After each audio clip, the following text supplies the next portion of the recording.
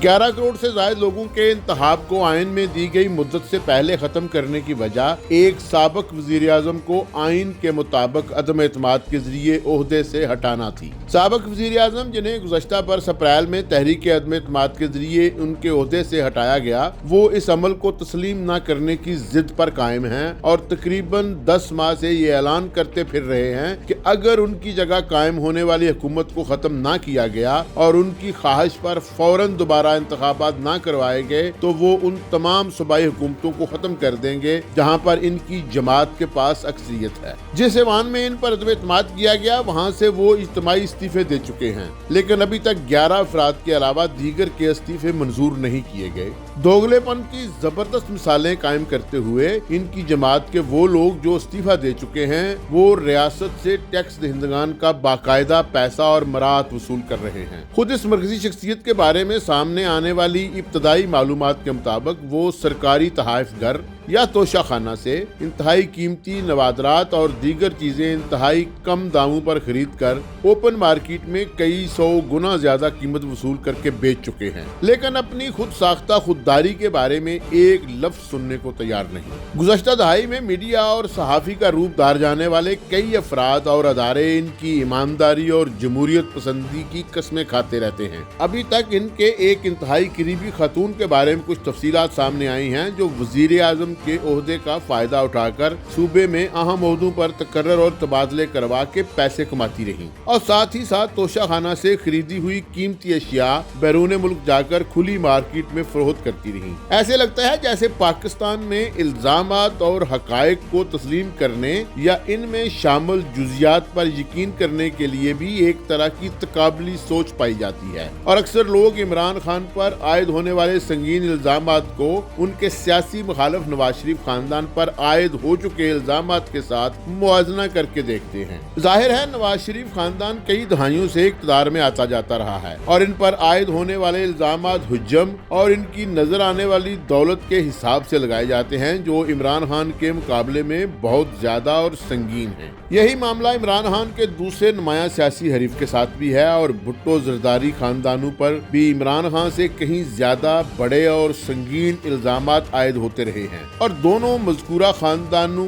से ताल्लुक रखने वाले लोग बदनमानी और करप्शन के कई मुकदमात में माखूज रहे हैं और जेलों में भी काफी अरसा गुजार चुके हैं। इनके मौजूदा माली असासे भी इस नोयत के इल्जामात की सच्चाई को तक़वियत बख्शते हैं। इस तरह ये कहा जा सकता है कि पाकिस्तानी मुआशरा इस तरह के इल्जामात सुन सुन कर इनका आदी हो चुका है और अंदर ही अंदर इनको तस्लीम भी कर चुका है, इसलिए दूसरे समाजों की निस्बत बड़े लोगों की बदनवानियों और करप्शन पर ज्यादा हसासियत नहीं दिखाता। इसमें भी दूसरी राय नहीं कि नवाज शरीफ और भुट्टो जरदारी खानदान पर लगाए जाने वाले बदनवानियों के इल्जामात साबित नहीं हो सकते। वजह ये नहीं कि तमाम इल्जामात गलत हैं, असल वजह यह है कि इनको साबित कौन करेगा। दोनों खानदानों को मुख्तलिफ औकात में इन इल्जामात की बुनियाद पर जेलों में जाना पड़ा है, लेकिन जैसे ही बाहर हालात हुकूमतों की गिरफ्त से निकलते हैं जेलों के दरवाजे खोलना पड़ते हैं। जहाँ तक ताल्लुक है इन मुकदमात के अदालतों और तहकीकाती कमीशनों में साबित होने का, तो याद रखा जाना चाहिए कि इस किस्म के मुकदमात साबित करने के लिए नहीं बनाए जाते,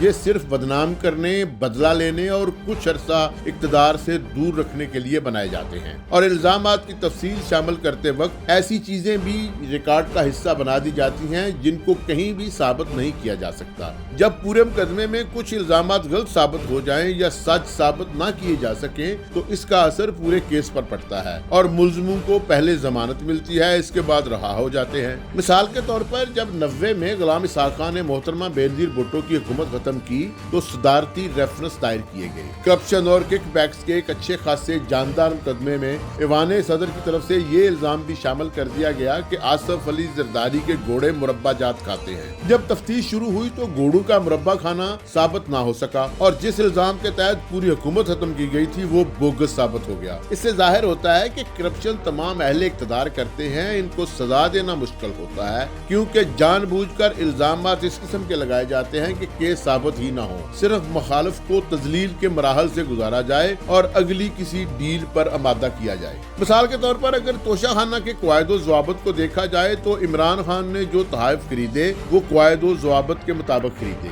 लेकिन जिस तरह उनको फरोख्त किया गया और जिस तरह इनकी कदर कीमत कीमत का तयन किया गया और खास तौर पर तोशा खाना में रकम तोहफे खरीदते वक्त जमा न करवाई गई बल्कि उनको बहुत ज्यादा कीमत पर खुली मार्केट में फरोख्त करके जमा कराई गई, ये बुनियादी इखलाकियात के खिलाफ था। आप इखलाकी हवाले से इमरान खान की तजलील जरूर कर सकते हैं, लेकिन सजा तजवीज करना और जुर्म साबित करना मुमकिन नहीं होगा। नवाज शरीफ, भुट्टो और इमरान खान की हटाई जाने वाली हुकूमतों के बाद हमेशा एस्टेब्लिशमेंट नए बंदोबस्त करती रही है। पहली बार ऐसा महसूस होने लगा है कि ताज़ा तरीन बंदोबस्त देर पा नहीं, क्योंकि इस मर्तबा सिर्फ हटाई जाने वाली हुकूमत को अवाम की नजर में तजलील और बदनामी के मुराहल से नहीं गुजरना पड़ा, बल्कि खुद एस्टेब्लिशमेंट भी अच्छी खासी बदनामी समेट चुकी है। इमरान खान को 9 माह पहले इक़्तिदार से निकाला गया और इस दौरान वो मुसलसल एहतजाज करते रहे। अब उन्होंने असेंबलियों का खात्मा करके अपने एहतजाज का आखिरी और फैसला कुन मरहला मुकम्मल कर लिया है। दूसरी तरफ इस अरसे में नई हुकूमत बेहतर मुतबादल साबित नहीं हो सकी और रियासत को शदीद तरीन माली मुश्किलात, सियासी अदम इस्तेहकाम और दहशत गर्दी के खतरात का सामना है। अगर हुकूमत की ख्वाहिश पर दोनों सूबों में इंतखाबात हो जाते हैं या अपोजिशन की ख्वाहिश को तस्लीम करते हुए पूरे मुल्क में इंतखाबात हो जाते हैं, तो भी माली मुश्किलात, सियासी अदम इस्तेहकाम और दहशत गर्दी के मुमकिना खदशात का कोई फौरी हल नजर नहीं आता। सबसे पहले तो इंतखाबात पुरअमन नहीं होंगे और हर कोई धांधली के इल्जामात लगा रहा होगा। माली मसाइल के हल के लिए दरकार अहलियत का हसूल इससे भी बड़ा चैलेंज है और दहशत गर्दी के मुमकिना खतरात को खत्म कर देना शायद फौरी तौर पर किसी के बस की बात नहीं।